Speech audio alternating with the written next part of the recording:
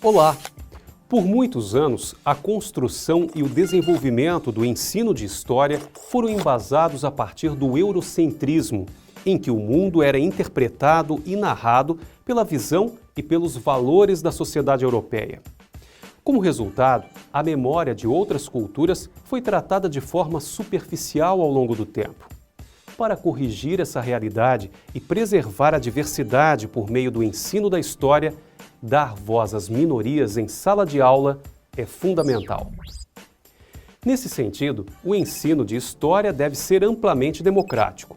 A promoção e a conscientização da cidadania entre os estudantes prevêem um espaço educacional em que a diversidade de culturas, raças e crenças seja valorizada.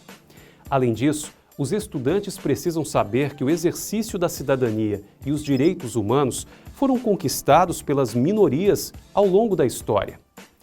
Vamos acompanhar o caso da professora Aline, da Escola Maria Terezinha, de Porto Alegre. Aline é professora da turma do 5º ano.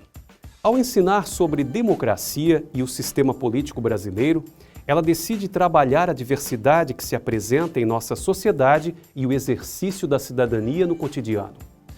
Ao conversar sobre a diversidade, Aline apresenta os diversos atores da nossa sociedade, formada por várias raças, com diferentes crenças e costumes próprios, assim como por orientações sexuais distintas. A intenção é demonstrar como os direitos humanos asseguram um espaço para que todos possam exercitar a sua liberdade. Em seguida, ela apresenta os feriados nacionais no Brasil, dividindo-os por temas, como os feriados cívicos, incluindo a Proclamação da República, a Independência e Tiradentes, e os religiosos, como Corpus Christi, Finados e de Nossa Senhora Aparecida.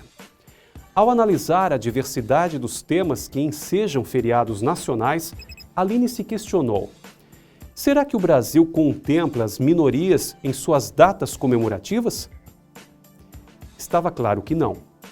Apesar do grande número de feriados, sua representatividade é pequena.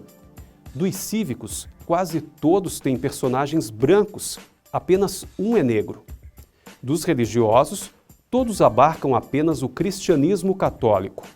Portanto, a diversidade, apesar de existir, não é respeitada. As minorias estão pouco representadas.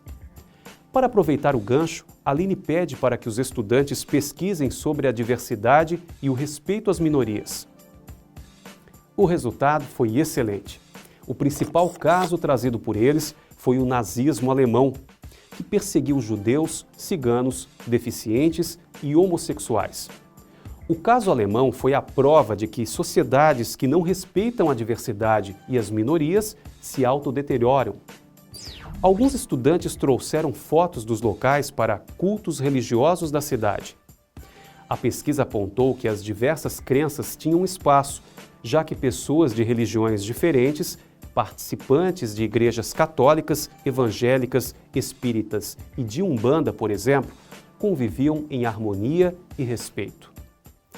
Por fim, Aline ficou muito satisfeita, já que todos os trabalhos deixaram claro que uma sociedade diversificada é uma sociedade rica culturalmente, que permite a inclusão e a cidadania de sua população.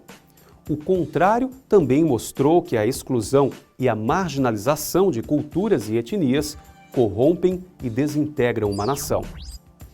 O professor de História deve sempre esclarecer aspectos históricos que agregaram conquistas à sociedade atual. A convivência, que hoje é pacífica e inclusiva, já foi tensa e excludente. As minorias precisaram lutar para obter seus direitos. Na sociedade democrática em que vivemos, as minorias devem ter espaço para expressar sua cultura e exercer sua liberdade. O ensino de história deve conscientizar os estudantes para que haja luta pelo exercício pleno da cidadania. Bons estudos!